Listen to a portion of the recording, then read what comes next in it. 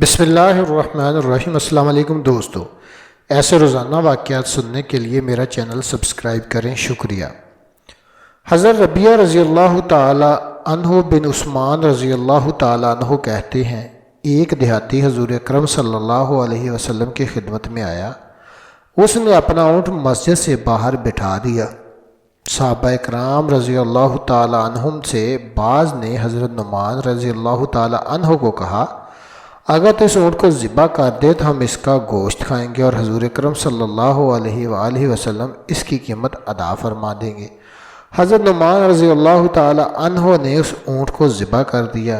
جب وہ دیہاتی واپس جانے لگا تو اس نے اپنی سواری کو ذبح پایا تو اس نے شور مچایا اور حضور اکرم صلی اللہ علیہ وآلہ وسلم کو پکارا۔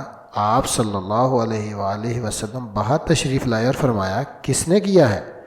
لوگوں نے کہا، نعمان رضی اللہ تعالی عنہ نے۔ آپ صلی اللہ علیہ وآلہ وسلم اس کو تلاش کرتے کرتے زباد بنت زبیر بن عبد المطلب کے گھر پہنچ گئے۔ وہ وہاں چھپے ہوئے تھے۔ ایک شخص نے نعمان رضی اللہ تعالی عنہ کی طرف اشارہ کر کے کہا، یا رسول اللہ صلی اللہ علیہ وآلہ وسلم، میں نے اس کو نہیں دیکھا۔ حضور اکرم صلی اللہ علیہ وسلم نے اس کو وہاں سے نکالا اور پوچھا، کس چیز نے تجھے یہ کرنے پر ابھارا؟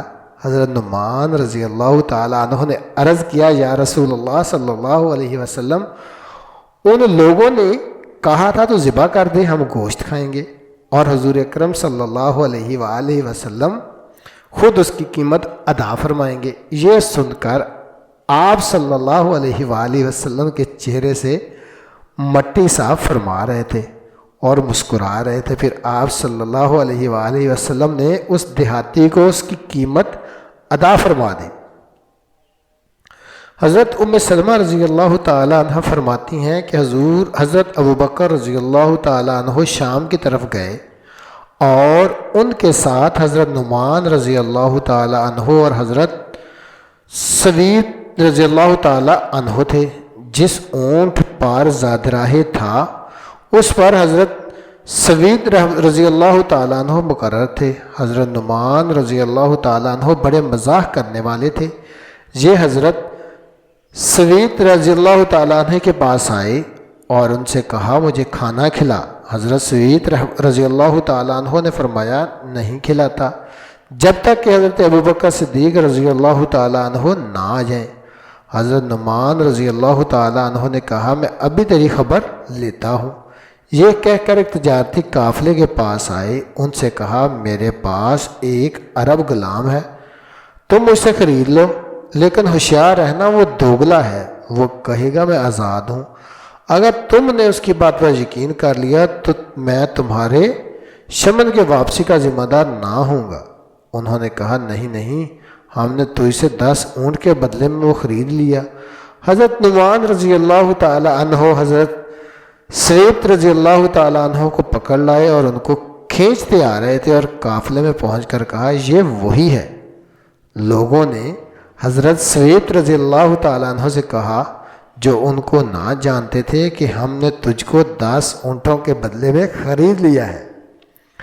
حضرت سوید رضی اللہ تعالی عنہ نے کہا، یہ نعمان رضی اللہ تعالی عنہ کاذب ہے، میں تو آزاد مرد ہوں۔ لوگوں نے کہا، ہم کو یہ اطلاع پہلے مل چکی ہے کہ تو اسی طرح کہے گا۔ حضرت نعمان رضی اللہ تعالی عنہ حضرت سوید رضی اللہ تعالی عنہ کو ان کے حوالے کر کے اونٹ لے کر واپس آ گئے۔ حضرت ابوبکر صدیق رضی اللہ تعالی عنہ جو کسی کام کی غرض سے اس وقت وہاں موجود نہ تھے، آئے تو ان کو اس بات کی خبر دی گئی تو وہ اپنے ساتھیوں کو لے کر گئے اور ان کو اونٹ واپس کر کے حضرت سوید رضی اللہ تعالیٰ عنہ کو واپس لے آئے۔ جب یہ قافلہ حضور اکرم صلی اللہ علیہ وآلہ وسلم کی خدمت میں واپس ہوا تو آپ صلی اللہ علیہ وآلہ وسلم کو اس قصہ کی خبر دی گئی تو آپ بھی مسکرائے اور آپ کے سارے ساتھی بھی مسکرائے۔ جزاکم اللہ خیر۔